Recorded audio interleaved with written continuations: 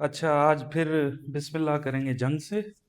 जंग में सबसे बड़ी पेशरफ्त ये हुई है कि सऊदी अरब ने प्रपोज किया है मैरीटाइम, जो है ना, डिफेंस कोएलिशन। कहाँ पर? रेड सी में।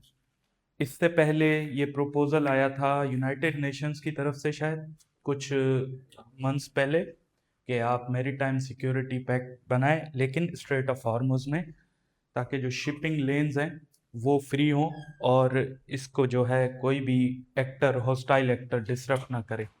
लेकिन हुदीस के अटैक और जो है ट्रेड ब्लॉकेड की वजह से अब सऊदी ने प्रपोज किया है कि हम मैरीटाइम डिफेंस कोएलिशन बनाते हैं, जो उन्होंने कॉन्फ्रेंस की थी अभी। तकरीबन 48 कंट्रीज को इनवाइट किया था। उनमें से 11 कंट्रीज ने इस प्रपोजल को एंडोर्स किया, जिसमें एक पाकिस्तान भी है। ठीक है। अब होता क्या है कि मैरीटाइम डिफेंस कोएलिशन, अगर इस किस्म का कोई ऑर्गेनाइजेशनल नेटवर्क बन जाता है जिसमें डिफरेंट कंट्रीज शामिल होती हैं रेड सी में, और पर्टिकुलरली यहाँ पर तो लैंग्वेज क्लियर है कि वो बाबुल मंदब और रेड सी के लिए क्लियर है। अगर इस तरीके का कोई कोएलिशन बन जाता है और ऐसे फोर्सेस आती हैं, तो हो सकता है कि हम फ्यूचर में ये देखें कि कुछ ग्रुप्स या कुछ ऑर्गेनाइजेशंस इन चीज़ों को, या ऐसे जो क्रिटिकल स्ट्रेट्स या क्रिटिकल ट्रेड रूट्स हैं उनको प्रोटेक्ट करेंगी। तो हम ये देख रहे हैं कि अभी सिक्योरिटाइजेशन जो है ना वो बढ़ती जाएगी। आप इस पर्सपेक्टिव में लिखें। और वॉर का जो है नया इम्पैक्ट है। पहले मैंने आपको 123 एग्रीमेंट बताया था, जो न्यूक्लियर एग्रीमेंट हुआ है यूनाइटेड स्टेट्स और सऊदी अरेबिया में। अब हुदीस के अटैक के चलते हुए हमने ये देखा है कि मैरीटाइम डिफेंस कोएलिशन एग्रीमेंट एक नया कोएलिशन बनने जा रहा है। उसके साथ साथ कल मैंने आपको बताया था कि वॉर पुल्स इन मोर कंट्रीज। इजिप्ट की एग्जांपल दी, आपको बताया कि इजिप्ट पे अटैक हुआ है पहली बार। अब आपको एक और तीन तीन चीजें आपके लिए अभी जो है ना अपीयर हुई हैं। पहला तो स्ट्रेट ऑफ हॉर्मुज था। दूसरा रेड सी हो गया चलते चलते। अगर मैं मैप ड्रॉ करूं तो ये कुछ इस तरीके से हुआ है जी। ये था, ठीक है, ये है बाबुल मंदब या रेड सी। ठीक है। ये था स्ट्रेट ऑफ हॉर्मुज। ये है आपका सुइज कैनाल। सुइज कैनाल की स्ट्रेटेजिक इंपॉर्टेंस आपको पता है? सुइज कैनाल बेसिकली एक नेरो वाटरवे है, जिसको इजिप्ट के अंदर, जिसको 19 सेंचुरी में बनाया था ब्रिटिशर्स ने। क्या था कि पहले जो ट्रेड यहाँ से यूरोप से आता था ना, वो ये पूरे अफ्रीका से टर्न होके फिर यहाँ पर इंडिया में आता था। लेकिन जब से ये वाटरवे बना है तो ये ट्रेड रूट शॉर्ट हो जाता है। अब जो भी ट्रेड आता है वो यही रेड सी से होकर फिर इंडियन ओशन में दाखिल होता है। तो अब जो कल अटैक हुआ था, जो मैंने आपको बताया इजिप्ट में, वो हुआ है स्विस कैनाल के करीब। ठीक है। तीन क्रिटिकल चौक पॉइंट्स इस वक्त टोटली डिस्टर्ब्ड हैं वॉर की वजह से। आप ये देखें कि ये वॉर किस तरीके से एस्केलेट होते जा रही है, और इसका ट्रेड पे कितना नुकसान पड़ेगा अगर कल अटैक डायरेक्ट स्विस कैनाल पे पड़े। सऊदी क्या कर रहा था कि इस रेड सी के जो अटैक्स हैं इनको बाईपास करने के लिए वो यहां से जो है ना अफ्रीका से होके फिर यहाँ पर ऑयल शिपमेंट्स हो रही थी। ठीक है, इसको बाईपास कर रहा था हुदीस के अटैक की वजह से। लेकिन अब जब यहाँ पर अटैक हुआ है ना कल, तो ये पॉसिबिलिटी है कि अब ये भी जो है ना मिलिटराइज हो जाएगा। ठीक है। अब आप इसमें वैसे तो इसका ट्रेड टाइम जो है 50 दिन लगते थे, और यहाँ से इसे 10 दिन लगते थे। लेकिन आप इसको वाटरवेज के पर्सपेक्टिव से देखें तो ये तीसरा क्रिटिकल पॉइंट अभी दोबारा इमर्ज हुआ है। कि आप जब लिखेंगे, now issue is not just limited to strait of Hormuz, it has also involved Red Sea in it और Bab el Mandeb strait as well as Suez canal. So ये दो तीन चीजें थी कि एक तो मैरीटाइम कोएलिशन, सऊदी इसी तनाजुर में मैरीटाइम कोएलिशन के लिए पुश कर रहा है कि अब इस एरिया को सिक्योर बनाए। क्योंकि अब ये जो स्ट्रेट ऑफ हॉर्मुज है ना, ये तो एक इंटरनेशनल इशू हो गया, जिसकी जो डिसाइडिंग फैक्टर है वो यूएस और ईरान के टॉक्स ही तय करेंगे कि उसका फ्यूचर क्या है। अब अल्टरनेटिव सिर्फ सऊदी के लिए ये बचता था, और सऊदी चाह रहा है कि इस एरिया में मैं अपनी डोमिनेंसी शो करूं, या एटलीस्ट इसको अपने कंट्रोल में लूं, क्योंकि स्ट्रेट ऑफ हॉर्मुज को तो ईरान कंट्रोल में ले चुका है। So you should keep this thing in mind के अब हालात किस तरफ जा रहे हैं और ये किस तरीके से पूरी चीजें कंट्रोल पे आ रही हैं। उससे जो नेक्स्ट न्यूज थी, अच्छा, यूनाइटेड नेशंस, आपको पता है कि एज यूनाइटेड ऑर्गेनाइजेशंस का सवाल हमारे यहाँ कभी तो कंप्लीट ऐसे आ जाता है कि यूएन जो है वो टुथलेस है, या यूएन में कौन से रिफॉर्म्स की ज़रूरत है। कभी कभी ऑर्गेनाइजेशंस पे यूनाइटेड नेशन से रिलेटेड पाकिस्तान अफेयर्स में आईआर में क्वेश्चन आता है, पॉलिटिकल साइंस के पेपर 2 में भी क्वेश्चन आ सकता है। ऑर्गेनाइजेशंस में सबसे बड़ी जो इंपॉर्टेंट ऑर्गेनाइजेशन है यूनाइटेड नेशंस। यूनाइटेड नेशंस में सबसे बड़ी जो डिस्कशन जो हम बारह तैयारी में सुनते आ रहे हैं कि यूएन में रिफॉर्म्स होने चाहिए सिक्योरिटी काउंसिल में, कि सिक्योरिटी काउंसिल का जो ढांचा है जिसमें 5 परमानेंट मेंबर्स है, 10 नॉन परमानेंट मेंबर्स हैं, इस ढांचे को रिफॉर्म होना चाहिए। तो यूएन में ये डिस्कशन 2009 से चल रही है, ठीक है। अब हुआ क्या है कि अब इस बार 81st सेशन है सितंबर में, ये लिख लें, एमसीक्यूज के पर्सपेक्टिव से काम आएगा।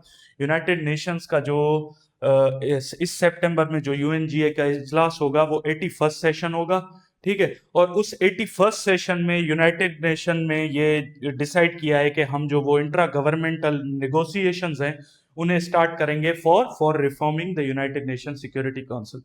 सिक्योरिटी काउंसिल को रिफॉर्म करना है। अब सिक्योरिटी काउंसिल को रिफॉर्म करने के लिए दो मेजर ग्रुप्स हैं जो डिफरेंट पुश कर रहे हैं। एक ग्रुप है यहां पर ग्रुप ऑफ 4। ग्रुप ऑफ 4 में कौन कौन सी कंट्रीज हैं? इंडिया, ब्राजील, जर्मनी और जापान, जो कि खुद परमानेंट मेंबरशिप के लिए पुश कर रही हैं।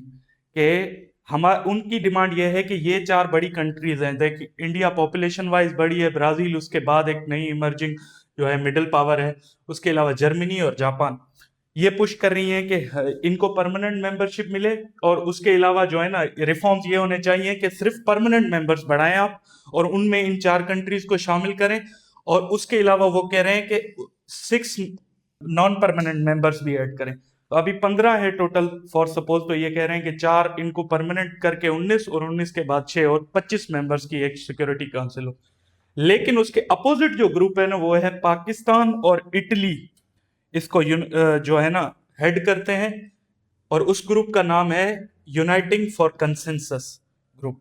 Uniting for consensus group, Pakistan Italy led इस ग्रुप की डिमांड जो है वो ये है कि आप एडिशनल परमानेंट मेंबर्स ऐड ना करें, ठीक है। आप जो है number of non permanent members increase करें, और उसके अलावा उनका जो ड्यूरेशन है ना, अभी मेरे ख्याल में 3 साल है या 1 साल है, जो नॉन परमानेंट मेंबर के ड्यूरेशन है, उनका ड्यूरेशन जो है ना वो इंक्रीज करें, कि वो 3 साल या 4 साल जितने ईयर्स का उनका ड्यूरेशन है ना उससे इंक्रीज करें। लेकिन हम ऑलरेडी फटीग्ड हैं। आपको ये पता होना चाहिए कि परमानेंट मेंबर्स की वजह से यूएनएससी में कोई रेजोल्यूशन जो है सही से पास नहीं हो पाती।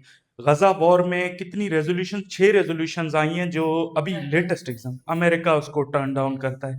यूक्रेन वॉर में जितनी मेंबरशिप अपना रेजोल्यूशन आई हैं उनको रशिया टर्न डाउन कर देता है।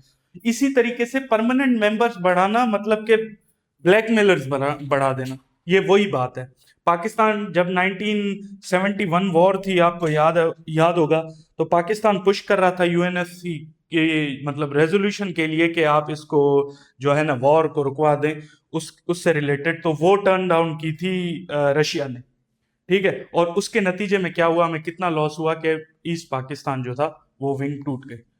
तो इसी पर्सपेक्टिव में पाकिस्तान का कैटेगोरिकली आपको स्टांस पता होना चाहिए कि पाकिस्तान इसमें ब्रॉडर पर्सपेक्टिव में यही कह रहा है कि यूएनएससी में जो मेंबर्स हैं ना वो नॉन परमानेंट मेंबर्स बढ़ाएं, उनका ड्यूरेशन बढ़ाएं, लेकिन परमानेंट मेंबर्स की अब जो है ना वो एक उसका लेसन गलत है। हमें हमें पास से जो लेसन मिलता है ना यूएस, रशिया, चाइना और इनकी एग्जांपल से, वो सही नहीं है। लेकिन तो जो कश्मीर का ओवरऑल इशू है ना, वो भी यूएनएससी में उसकी रेजोल्यूशंस जो है ना अडॉप्टेड है, ठीक है, आप जो 1948 50 से ऑनवर्ड जो 6-7 रेजोल्यूशंस हम पढ़ते हैं, वो यूनाइटेड नेशन से अडॉप्टेड है। और पाकिस्तान भी यही पुश कर रहा है कि आप कश्मीर के इशू को सिर्फ यूएनएससी की मंजूर शुदा रेजोल्यूशन से हल कर सकते हैं, और जिसमें वो कह रहे हैं कि आप जो है उसको प्लेबिसाइड कराएं, या वो जो जो भी मतलब रेजोल्यूशन में डिस्कशन। मेंबर्स बढ़ने से सिर्फ हमारा कश्मीर के इश्यूज नहीं आते। जब हम यूएन को देखते हैं ना, तो हम ओवरऑल ग्लोबल पीस को देखते हैं कि उसका ग्लोबल इम्पैक्ट क्या पड़ना है। अभी जो 5 मेंबर्स हैं वो अपने इंटरेस्ट को प्रोटेक्ट करते हैं या अपने अलाइज के इंटरेस्ट को प्रोटेक्ट करते हैं। अगर ये बॉडी वाइडन होती है, तो पाकिस्तान जिस तरीके से कह रहा है कि आप नॉन परमानेंट मेंबर्स बढ़ा के और वीटो पावर पे कुछ करें, जो इनको वीटो पावर है ना, बेसिकली सारे मतलब मसले की जड़ यहीं पर है कि वो जिसको चाहें इंडोर्स करें, जिसको चाहें इंडोर्स ना करें। और 5 मेंबर्स इंटायरली एक दूसरे के एनिमीज हैं, एंटी है। ठीक है, जिस इशू पे आप समझ लें कि यूएस इंडोर्स करेगा, तो ऑब्वियसली उस पर रशिया या चाइना तो अगेंस्ट ही होंगे।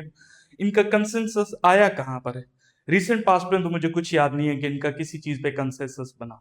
तो यही प्रॉब्लम है कि ये वीटो पावर को अल्टर करें, और दूसरा नॉन परमानेंट मेंबर्स को अब सबको परमानेंट बनाते जाएंगे, तो फिर आप देखें इंडिया आ गया, तो इंडिया यूएन में तो ये क्लॉज है कि परमानेंट मेंबर के कोई भी बॉर्डर इश्यूज ना हो। इंडिया कश्मीर पूरा का पूरा बॉर्डर इशू है पाकिस्तान के साथ, उसके लैंड डिस्प्यूट्स ना हो, उसकी किसी के साथ वॉर ना हो, न्यूट्रली प्ले करे। तो इंडिया का चाइना के साथ भी है, पाकिस्तान के साथ है, तो बॉर्डर इश्यूज आपके हैं और आप कह रहे हैं कि हम परमानेंट मेंबर बना दें। तो पहले तो अपने बॉर्डर इश्यूज क्लियर करें, अपनी लैंड टेरिटरी तो क्लियर करें। आधी दुनिया में मैप्स में जो है कश्मीर पार्ट ही नहीं दिखाया जाता, डिस्प्यूटेड टेरिटरी दिखाया जाता है इंडिया की। तो ये चीज क्लियर होगी तो तभी आप पुश करेंगे ना। So this was the discussion about UN. अच्छा, इंडिया के चलते हमने बात की, तो अमनेस्टी इंटरनेशनल ने अपनी एक रिपोर्ट में कहा है कि इंडिया ने कंप्लिसिट किया है गजा वॉर में या जेनोसाइड में इसराइल को। कैसे किया है? They have participated by arms, supporting arms. कैसे? उन्होंने कहा है कि 2023 से ऑनवर्ड्स इन्होंने 2596 मिलिट्री शिपमेंट्स इसराइल को डिलीवर किए, जिसमें एमिनेशंस थी, जिसमें ऐसे जो मतलब अटैक हुए हैं, शेल्स तो बॉम्ब्स हों और दूसरे एमओज हैं, वो सारे इन्होंने शिप किए हैं। और हैवी मिलिट्री इंडस्ट्रियल कॉम्प्लेक्स जो इंडिया का प्राइवेट ओन्ड हो या स्टेट ओन्ड हो, सबके जो है प्रोडक्ट्स या जो मिलिट्री गैजेट्स हैं वो उन्होंने डिलीवर किए हैं। और ये एमनेस्टी इंटरनेशनल ने पर्टिकुलरली वर्ड यूज किया है कि India is a complicit in this genocide bye supporting Israel. अब आपको बताऊं इसका बैकड्रॉप क्या है, कि इंडिया की और इसराइल की जो बोन होमी है ना, वो स्टार्ट हुई है इसके बाद, पर्टिकुलरली बीजेपी की गवर्नमेंट के बाद 2016 से। हुआ क्या है कि ये जो बीजेपी है ये अपनी इंस्पिरेशन ड्रा करती है आरएसएस से, जो कि एक आइडियोलॉजी है विच इज जो एक ऑर्गेनाइजेशन है जो अपनी इंस्पिरेशन को जायोनिस्ट आइडियोलॉजी से, आरएसएस जी, वो जायनिस्ट आइडियोलॉजी से इंस्पायर होते हैं। ठीक है, जायनिज्म से और इनसे। सो इनका एक आइडियोलॉजिकल ब्रदरहुड है आपस में। इंडिया की हिस्टोरिकली जो पैलेस्टाइन पे पोजीशन रही है ना, वो बहुत ही मतलब ऐसे समझे कि जो हमारी थर्ड वर्ल्ड कंट्रीज की या ऐसी कंट्रीज की जो कि वेस्टर्न नैरेटिव से मतलब सेटिस्फाई नहीं है या जो उनको एक्सेप्ट नहीं करते, वो वाली पोजीशन थी। वो सपोर्टर रहे हैं पैलेस्टीनियन कॉज के, टू स्टेट सॉल्यूशन के, और वो हमेशा अरब वर्ल्ड के साथ सपोर्ट करते रहे। लेकिन हमने जो अभी नोटिस हुआ है ट्रेंड, वो ये हुआ है कि पर्टिकुलरली बीजेपी के आने के बाद वो टिपिकली उनके जो इसराइल के साथ रिलेशंस हैं वो बहुत ही डीप होते जा रहे हैं। अभी मोदी का जो विजिट था इसराइल में, उसने तो ये तक भी कह दिया कि Israel is a fatherland, India is a Motherland वहां पर, और जिस पे ट्रोल भी हो रहा था वो बेसिकली। सो हमने ये देखना है कि वो गजा वॉर से रिलेटेड था। जब भी आपको पता चले कि अमनेस्टी ने बहुत सारी कंट्रीज का नाम लिया था जो डायरेक्टली और इनडायरेक्टली कंप्लिसिट थे। वो एक रिपोर्ट पहले आई थी, लेकिन ये आर्म्स के पर्सपेक्टिव से आपको पता हो कि अच्छा, ट्रंप ने शुरू में ही जो कल्प्रिट बनाया वो चाइना को बनाया, कि चाइना उनके साथ जो है ना ट्रेड में मतलब अनजस्ट है। अमेरिकन जो एक्सपोर्ट्स हैं चाइना की तरफ, वो उन पे जो है टैरिफ्स लगाता है। वो अपना नैरेटिव सेट कर रहा था जिस तरीके से, तो उसने सबसे प्यूनिटिव टैरिफ्स जो लगाए थे वो चाइना पे लगाए थे, जिसका एक टाइम पे ट्रिपल डिजिट में थे, 145% टैरिफ, जो कि 20% से हुए थे। 20% से 145% पे शूट किए थे 2025 में। लेकिन बाद में यूएस ने देखा चाइना इस रिस्पॉन्स के लिए रेडी था। चाइना ने, जब चाइना को पता था कि ट्रम्प का सेकंड टर्म उनके लिए सबसे बड़ा नुकसानदेह होगा, चाइना ने रिप्लाई में क्या किया, चाइना ने यूएस को जो क्रिटिकल मिनरल्स की जो एक्सपोर्ट है ना वो बैन कर दी। क्रिटिकल मिनरल्स अब क्या चीज है, आप देखें उनके टैरिफ। क्रिटिकल मिनरल्स कुछ रेयर अर्थ मिनरल्स और रेयर अर्थ, अच्छा ये कुछ चीज है, ये कुछ मिनरल्स होते हैं जो कि आपकी डिफेंस इंडस्ट्री में, आपके सेमीकंडक्टर्स में, आपकी और भी जो टेक्नोलॉजी ड्रिवन है, मोबाइल फोन्स में, मैन्युफैक्चरिंग में, उन सब में काम आते हैं। लेकिन इसकी जो सप्लाई चेन है ना रेयर अर्थ की, 90% पूरी दुनिया में चाइना कंट्रोल करता है। रिफाइनरीज उनकी, उसके बाद जो है उसका टोटल नेटवर्क जो है ना वो चाइना कंट्रोल करता है। अनर्थ भी वही करता है, रिफाइन भी वही करता है, एक्सपोर्ट भी वही करता है। यूरोप और यूएस वो टोटली डिपेंड है इस चीज में चाइना पे। जब चाइना पे इन्होंने टैरिफ हाइक किए तो चाइना ने रिस्पॉन्स सिर्फ इस एक पॉइंट पे किया, और उससे यूएस की जो पोजीशन है ना वो सेटल हुई। साउथ कोरिया में मीटिंग हुई थी, फर्स्ट जो है इनकी जो है टॉक्स हुई थी ट्रेड पे, जहां पर जाके यूएस इस बात पे, प्रेसिडेंट ट्रम्प और शी जिनपिंग की, जहां पर यूएस ने ये टैरिफ घटाए, फिर वो जो है ना 40%, फिर 30%, अभी चाइना पे ओवरऑल 24% टैरिफ है, उस पे आ गए।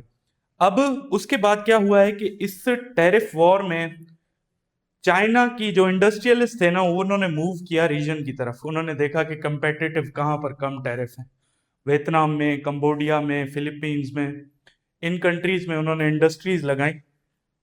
और इस आर्टिकल की डिस्कशन यही थी कि आप चाइना पे जितने भी सैंक्शन लगाएं चाइना उसे एस्केप कर लेगा। आप पूरे के पूरे साउथ ईस्ट एशियन पे भी जो है सैंक्शन नहीं लगा सकते, सॉरी ये टैरिफ्स नहीं लगा सकते। टैरिफ लगाएंगे तो फिर आपकी क्या पोजीशन रहेगी साउथ ईस्ट एशिया में, जहां पर आप चाइना को थ्रेट समझ रहे हैं, वहां पर आप कंट्रीज पे इतने प्यूनिटिव टैरिफ्स लगाएं तो कल को आपने जो ग्रेटर पॉलिसी है उनकी साउथ चाइना सी में, जैसे मैं आपको बताता रहता हूं कि यूरोप से वो अपनी ट्रूप्स को मूव कर रहे हैं और उनका विजन जो है सारा साउथ चाइना सी में, तो what will be your future. China ने इस पूरे क्राइसिस में जो है ना मैनेज खुद को इस तरीके से किया था कि चाइना बेसिकली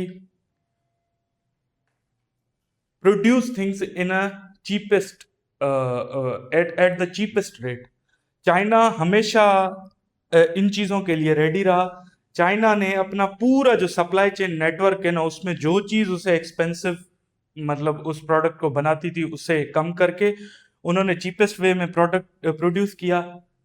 अब जो ट्रेड डेफिसिट है ना दोनों में, वो ये है कि $1 ट्रिलियन का, चाइना और यूएस में $1 ट्रिलियन का ट्रेड डेफिसिट है। मतलब कि यूएस की जो एक्सपोर्ट्स हैं, यूएस का ट्रेड डेफिसिट $1 ट्रिलियन है चाइना के साथ। इतने बड़े ट्रेड डेफिसिट को वो कवर नहीं कर पाए टैरिफ से अलोन। अब इस आर्टिकल में ये डिस्कशन थी बेसिकली कि वो अब यूनाइटेड स्टेट्स दोबारा सोच रहा है, वो टैरिफ को रिवाइज कर रहा है 1-2 वीक्स में दोबारा।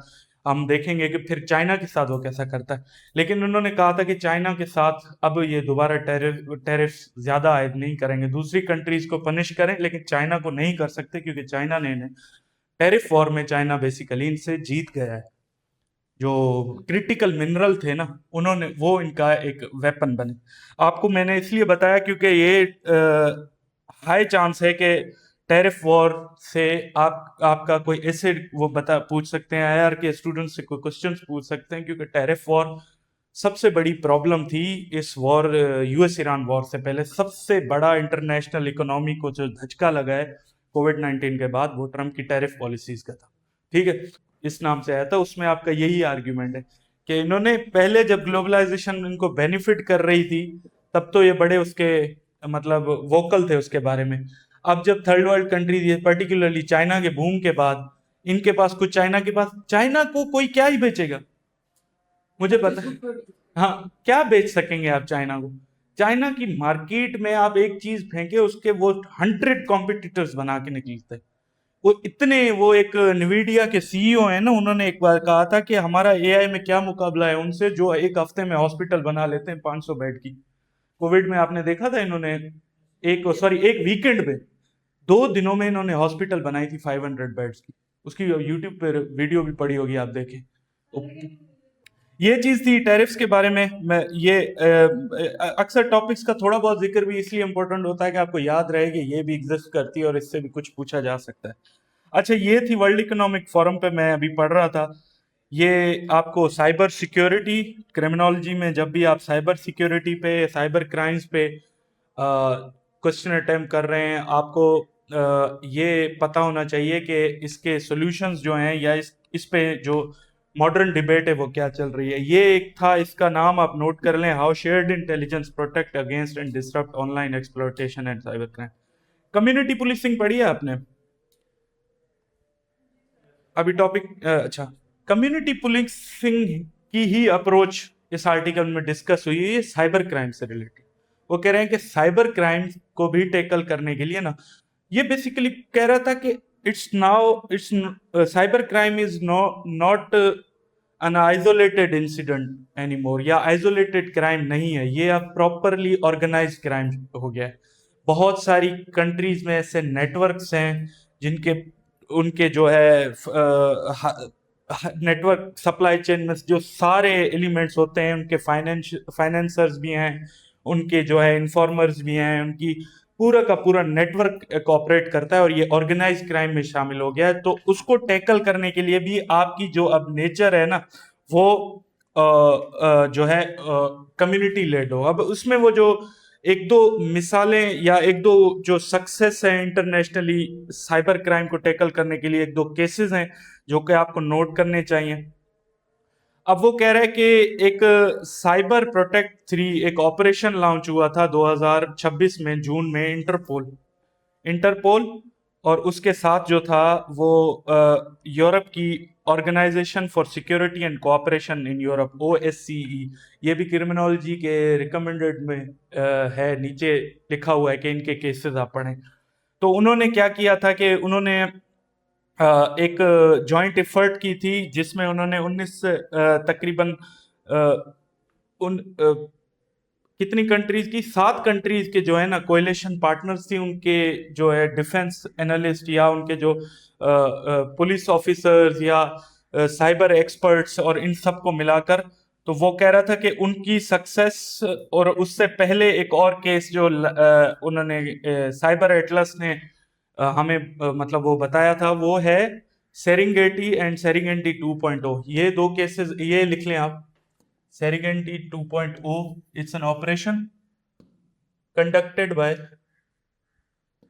इंटरपोल इन 2025, जिसमें उन्होंने क्या किया था कि उन्होंने तकरीबन 18 अफ्रीकन कंट्रीज की जो